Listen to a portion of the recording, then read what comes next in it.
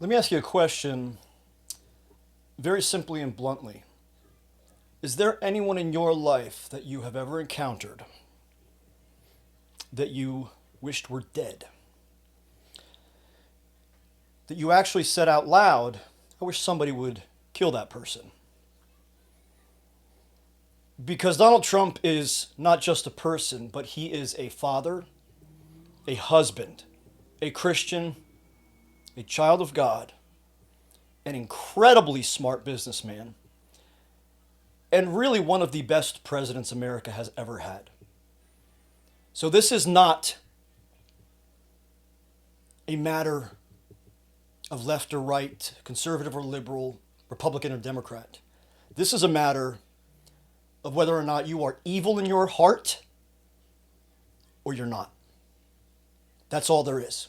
Those are the two sides the way I see it. You are either an evil person in your heart who wishes or says that you hoped someone would have taken Donald Trump out, or you are someone who in your heart says, this is tragic. Whether that shooter missed by an inch, a yard, or shot Donald Trump, this is tragic. Those are the only two sides that there are. And this is really going to divide America at this point. And if America does not fall from here, then we are truly blessed by God. Because the way that I see this going, as more and more videos circulate of the facts surrounding this inside job and all the negligence that had to occur, all of the blind eyes, all of the compromised security positions and detail surrounding Donald Trump and his safety, and the more of those people that make videos that say, this was a hoax, or this was a setup, or I've seen gunshots, I'm from Harlem, it don't sound like popcorn. I could go on and on about the ignorance and the stupidity of people making videos, especially in Hollywood. Really shows that it doesn't take a whole lot of smarts or intelligence or IQ to be an actor. You're a lot stupider, more stupid, dumber than anyone could ever imagine. I hope that you people get canceled. If you are not someone who walks away from all of these factual videos that are being circulated and showing us all of the details around Donald Trump and this shooting even occurring, even being capable of happening to a man of magnitude like Donald Trump. Every single person around the world who was not in on this should be saying to themselves, this is bad. Not, oh, they missed. Oh, next time you better not miss. You sick fuck. That's what you are, all of you. Because if you can still walk away from this and say that, you really are nothing but evil in your heart. Nothing but ignorant, blind, stupid, and pure evil. This is not a compromise within one area. This is a compromise across the board within American government. Current positions of American government. This is a compromise that, if allowed to occur once with Donald Trump, can occur with anyone. The difference is Republicans fight fair. Democrats say if we can't win, we're going to cheat, lie, steal votes, and kill God's president. And yes, I said it and I mean it. Donald Trump is a man of God. He has the wings of angels around him. That is the only way that bullet grazed his ear, because that bullet was for his head. And if you think that this is any different than what it really is, you better really get on your hands and knees and start finding out if there's a God. Because you're going to go to hell. You're that evil. This is most likely one of the saddest days in American history. Because our government, positions of power, have compromised that severely. And I don't think many of you really even understand the magnitude of this. Taking those people out of it, now let's look at the bystanders. I can't even fathom, as somebody who has been in many, many severe, dire, violent, close encounters with death, many of those situations, I have had to act fast. I have had to protect other people. I have participated in stopping major things from happening. No one in that entire crowd did a single thing to act besides pull out their phone and record, or point up to a rooftop and say, hey, there's a guy up there with a gun. Let me watch. Or let me record with my phone. Because people like me, who have had to live in compromised areas and look out for our safety and others, I would have been on that rooftop in seconds. And yes, I can guarantee you that is what I would have done. Even my father called me and he said, Adam, I know if you were there, you would have been on that roof. And yes, I would have.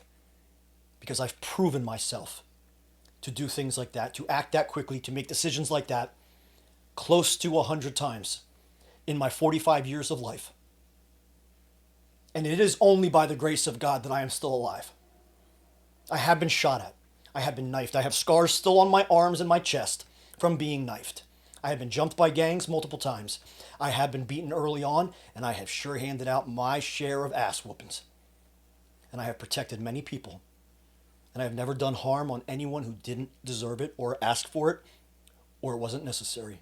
But when necessary, I certainly did harm on those who are compromising the safety and security of innocent people. If you are on the left, if you are a liberal, if you are a Democrat, I ask you to please open your mind. I'm not going to insult you. I'm not going to put you down.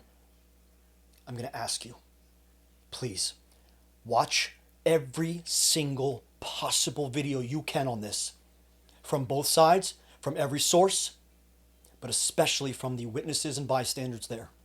I'm sickened that not a single person there even said, yo, everybody, that's a metal building. Everybody start throwing your shoes at the metal building. Throw your shoes at the guy up there. Somebody go over there and pound on that metal building. Make a ton of noise. Nobody did anything. That's how soft, cowardly, and social media oriented everybody is. They think, I better record this on my phone so I can put it on social media, instead of, I better do something. And guess what, America? If more Americans aren't taught to do something and act when it's our time, and someone is doing something to us like this, if we don't have enough people like me to act, we're done. Concentration camps, imprisonment, death, we're done. We will be taken over from those who are teaching their children, like China, to act, to fight, to make crucial decisions. This is a very, very bad thing, and I don't even know if most people really understand what this means. And my prayers and condolences go out, first off, to Donald Trump and his family. Because again, he's not the ex-president and soon-to-be next president of America. He's a husband and a father. And a human being, the same as all of us. But my prayers and condolences go out to Corey Comparator and his family. That is the 50-year-old former firefighter and American who lost his life shielding his wife and daughter from a bullet.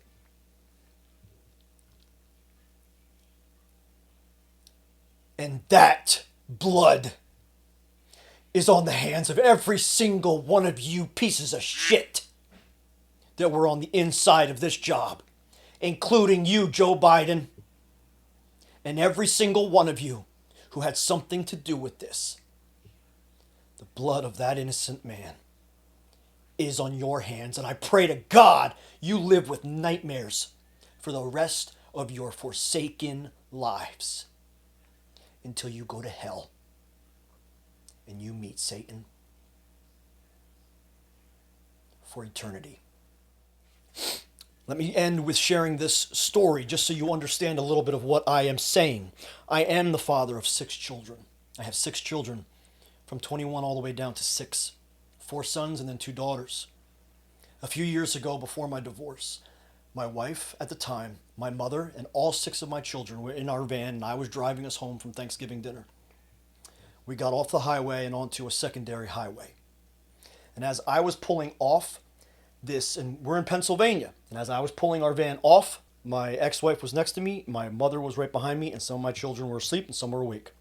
As I pulled off the highway onto the secondary highway onto the ramp, a car with tinted windows, a Honda Accord with dark tinted windows and blacked out taillights, sped in front of me, pulled in front of me, slammed on his brakes, cut me off, and then started brake checking me. I don't know why, if I was chosen by random because of my van or for some reason, or because he was just that dumb. But it was a New Yorker, New York plates. And so I flashed my high beams because he just sat there going like 2 to 5 miles an hour.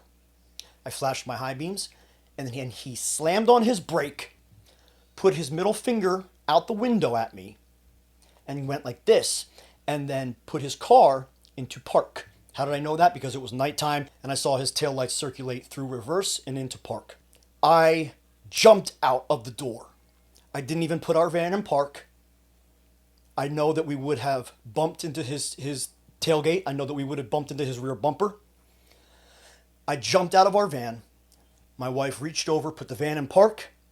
I ran to his car. And as our cars were bumper to bumper, I got out the door to his car by the time he had just opened his door and his arm was like this out his door. And his head started to come out his door. I got to him, I pulled him out, and I turned him into his car and put my elbow right in his throat because I thought he had a gun, and I had reason to believe that he had a firearm on him.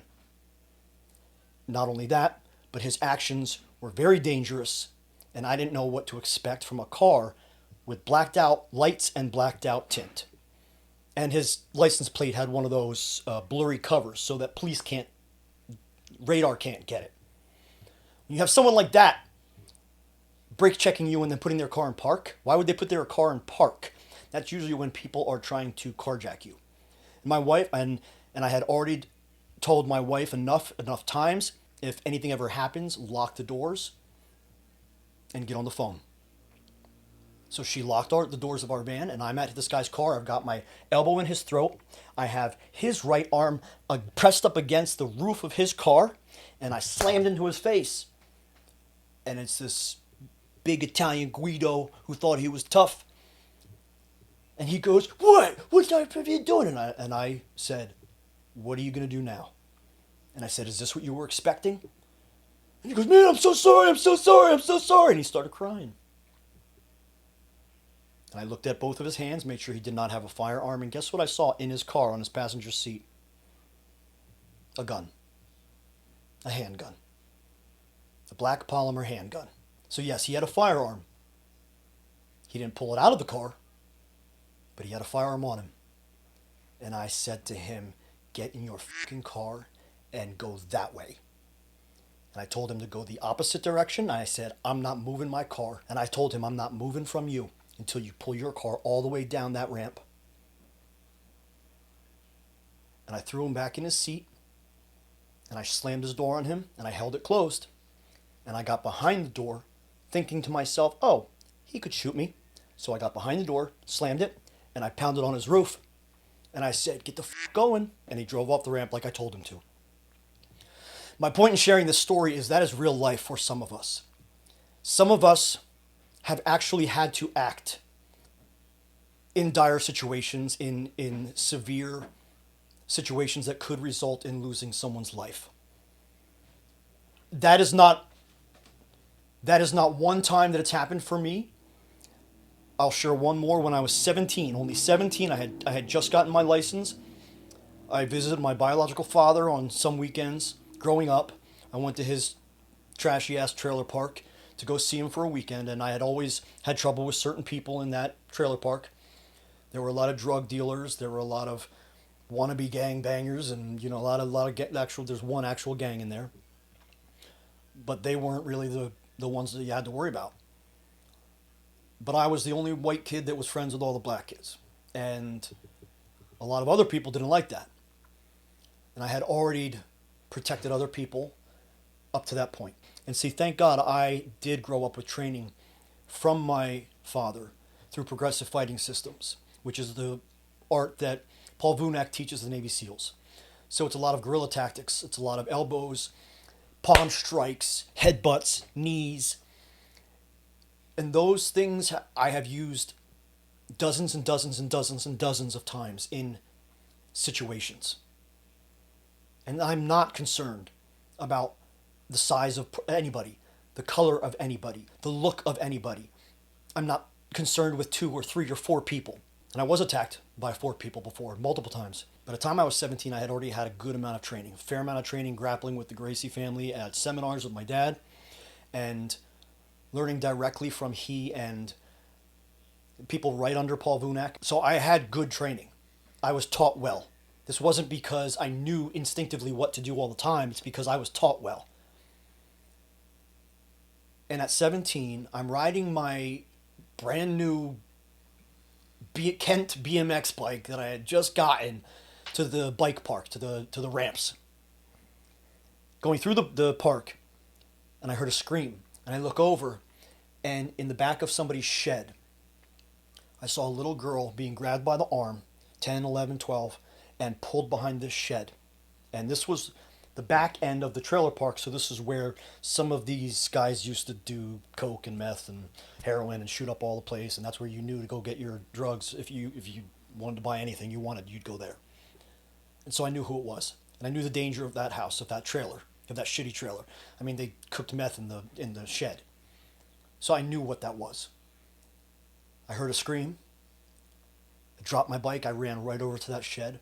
I get around the corner of the shed, and the 2 older guys, not that race matters, but they were 2 grown white men trying to rape a young black girl because they were self-proclaiming neo-Nazi skinhead shitheads. And they were trying to rape this little girl. And I knew her older cousin.